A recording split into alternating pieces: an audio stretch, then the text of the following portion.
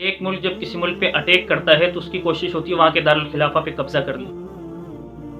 جب دارالخلافہ پہ قبضہ اس پورے ملک پہ قبضہ شمار ہوتا ہے، گویا کہ اس نے ساری کنٹری کو اپنے ہینڈ اوور لے لیا، سارا ملک اس کے ہینڈ اوور آ گیا، سارے ملک پہ اس کا قبضہ ہو گیا.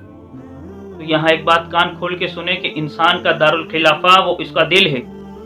شیطان کی کوشش ہوتی ہے کہ وہ اس کے انسان کے دل پہ قبضہ کر لے.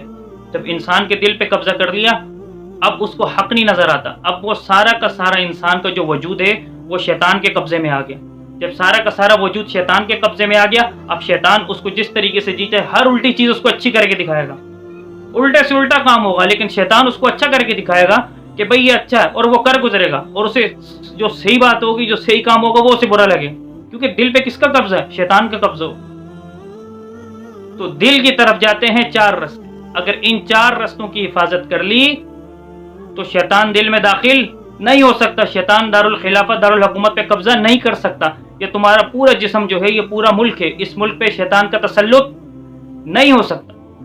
وہ 4 رستے ہیں، ان کی حفاظت کریں، وہاں SSG کے کمانڈر کھڑے کریں تاکہ جو ہے وہ شیطان اندر داخل نہ ہو سکے. نمبر 1 کان، کہ ہم نے کان سے کبھی غلط نہیں سننا. نمبر 2 آنکھیں، آنکھوں سے کبھی غلط دیکھنا نہیں ہے.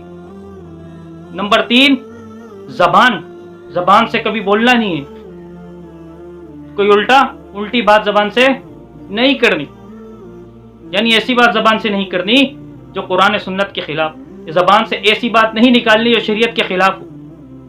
اور نمبر 4 کہ آپ کی سوچ.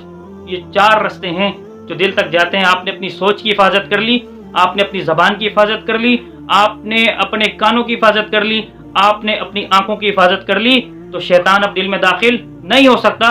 اب اطیع اللہ و اطیع الرسول کا جو حکم ہے کہ اللہ اور اس کے رسول کی اطاعت کرو، اب اس پہ عمل کرنا بالکل آسان ہو جائے گا. کوئی مشکل نہیں ہوگا تہجد کے لیے اٹھنا، کوئی مشکل نہیں ہوگا فجر کی نمازیں پڑھنا، کوئی مشکل نہیں ہوگا پڑوسیوں کا خیال رکھنا، کوئی مشکل نہیں ہوگا زبان کی حفاظت کرنا، زبان سے کوئی اچھی باتیں نکالنا کوئی مشکل نہیں ہوگا، اور کانوں سے کانوں کی جتنی برائیاں یہ چھوڑنا کوئی مشکل نہیں ہوگا، بشرطے کہ آپ ان 4 رستوں کی حفاظت کریں. آپ کو پھر کیا ہوگا؟ سنت میں عمل کرنے میں مزہ ہے. جو سنت کی حلاوت اور مزہ ہے وہ آپ حضرات کو نصیب ہو جائے. اللہ پاک ہم سب کو عمل کرنے کی توفیق عطا فرمائے. جب ان رستوں کی حفاظت نہیں ہوتی نا، پھر پتہ کیا ہوتا ہے؟ دل پہ شیطان کا قبضہ ہو جاتا ہے. جیسے میں نے بتایا، ہر الٹی بار سیدھی لگتی، انسان غلط کر رہا ہوتا ہے. افرأیت من اتخذ الہہ ہوا، قرآن کہتا ہے کیا تم اس شخص کا حال معلوم ہے جس کے اپنی خواہشات کو اپنا الہ، اپنا رب، اپنا مالک بنا دیا؟ جو اس کا دل کرتا ہے وہ کرتا ہے، وہ سمجھتا ہے میں بالکل آزاد ہوں. ایسے نہیں ہے.